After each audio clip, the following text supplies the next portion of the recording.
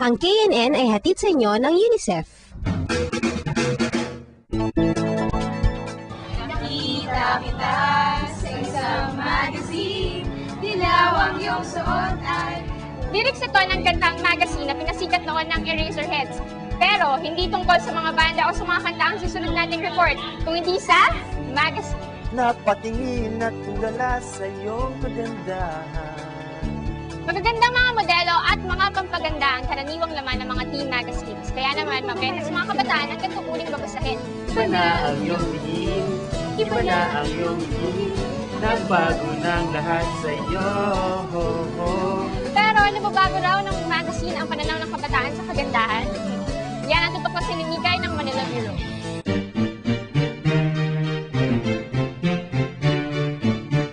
Simulan natin ang ating istorya sa isang magazine stand, kung saan samut-saring mga magazines ang ating makikita. Biglang tinawag ang iyong atensyon ng isang klase ng magazines, mga teen magazines. Magazines raw sumasalamin sa politikal, sosyal at kultural na pamumuhay ng mga tao. Pero dumadating ba sa puntong sa halip na ito ang sumasalamin sa atin, tayo ang sumasalamin sa mga ito?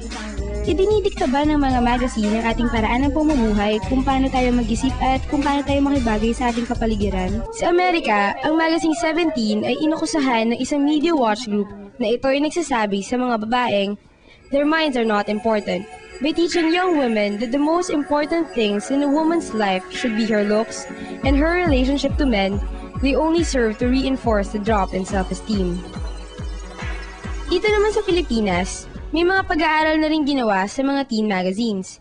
Tulad na lang ng critic na sinuot ni Mavic Cabrera Balieza, manager ng Media Information Communications Program ng ISIS International Manila, tungkol sa isang locally published magazine para sa mga preteens. The magazine will continue producing issue upon issue that promotes a consumerist lifestyle.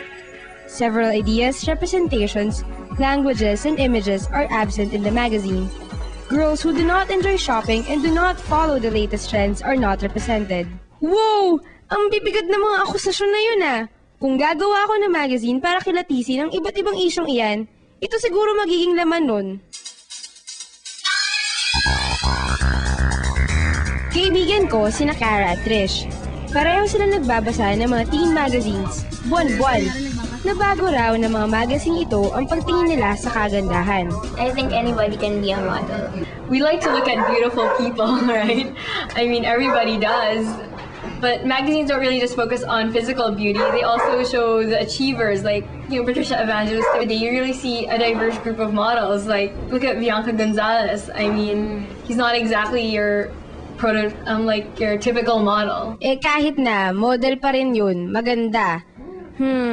May kinalaman kaya sa mga modelong nakikita natin sa magazine ng pagka-conscious nating mga teenagers sa ating panlabas na kaanyuan? Yung mga teenagers na very conscious sa image nila, sa tingin namin, normal lang yon. Kasi during the period of adolescence, talagang nagsisearch sila sa kanilang identity, who they are, how they look at themselves. May mga articles na yun yung standard of beauty. So, kailangan yun yung susundin natin para maging social acceptable tayo. Kung masyado na silang attached na, ito yung image na dapat kong ma-attain, tapos hindi ko ma-attain. So, parang sila parang hindi ako maganda, parang somehow na-apektuhan siguro sila psychologically. Ganun tingin sila sa sarili nila. Di naman ikinakaila ng mga magazine tulad ng Candy na pinag-uusapan nila ang kagandahan, panlabas man o panloob. And so we teach them how to take care of themselves, take care of their skin, how they dress, their hair, things like that. That's the external. And then internal, we like to stress that, you know, you're also beautiful because of your talents, because of your personality, because of what you can do, because of who you are. Pero, pag nagbuklat ka ng teen magazines, makikita mong malaking porsyento ng kabuuan nito ay nakalaan sa pagpapakilala ng mga bagong trends at fashion.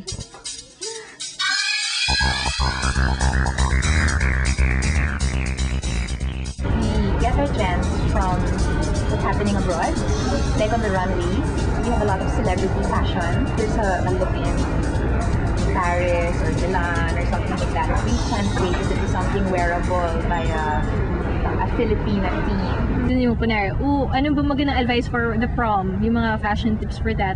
So nila tinitignan yun sa mga magazines. So I guess Pero may mapupuna ka rin sa mga fashion pages na ito.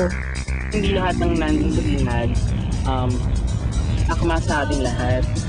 May friend ako dati, nakita na nag-ibuso din yung mga dangling earrings, pero hindi siya bagay sa shape ng mukha niya. So gets mo yun, sabay sila sa Agos. Kung nasaan yung, kung ano yung usong trend, yun yung talagang pinipilit nilang gayahin o kaya sundin. Kasi, di ba, parang pag yung bala ka sa uso, sabihin jologs ka. No, I don't really follow it. I just want to look at it because I want to start my own films. I like to look at it for like inspiration, but I don't really follow it. May mga bagay na panandalian lang eh. Kaya, yung sa fashion trend, dapat kung saan ka din komportable eh, di ba?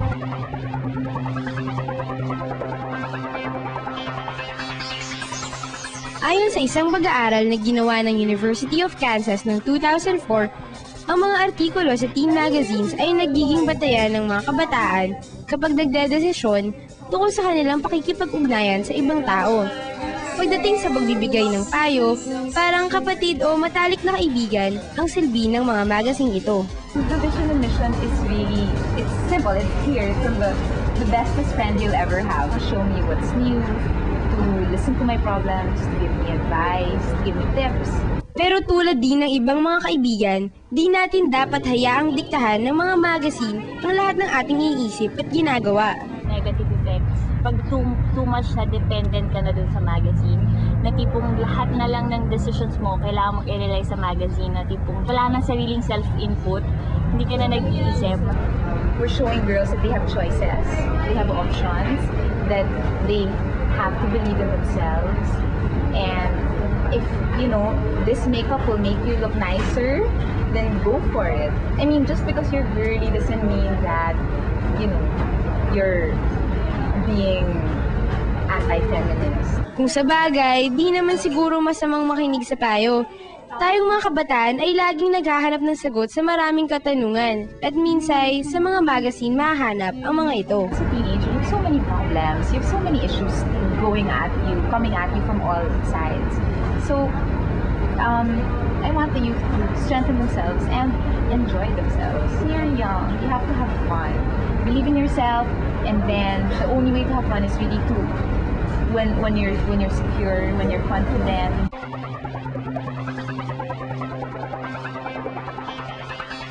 Balikan natin ang critic ni Balyeza.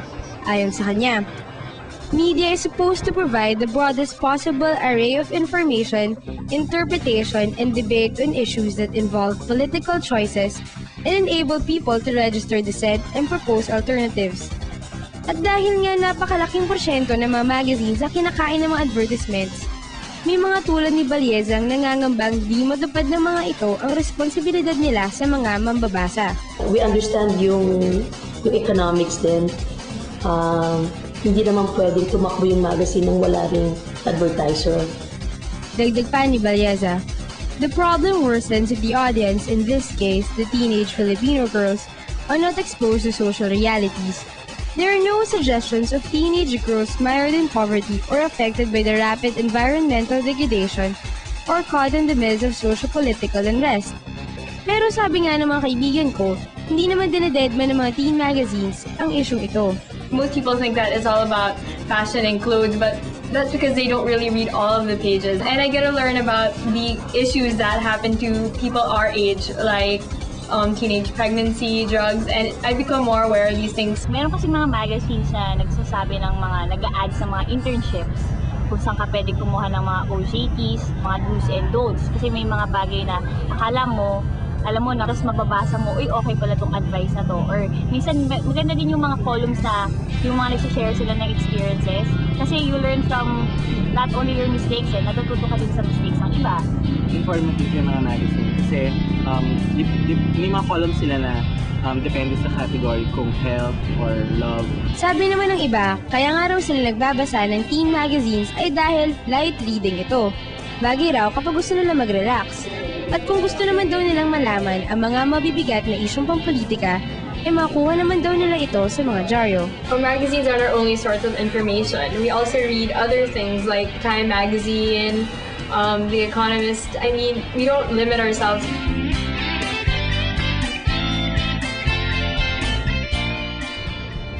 nakasalalay pa rin sa atin, hindi naman babasa kung paano gagamitin ang nabasa para tulungan mo mula sa sarili.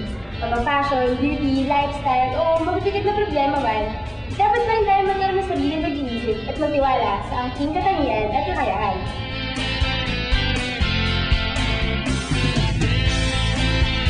Ang KNN ay hatid sa inyo ng UNICEF.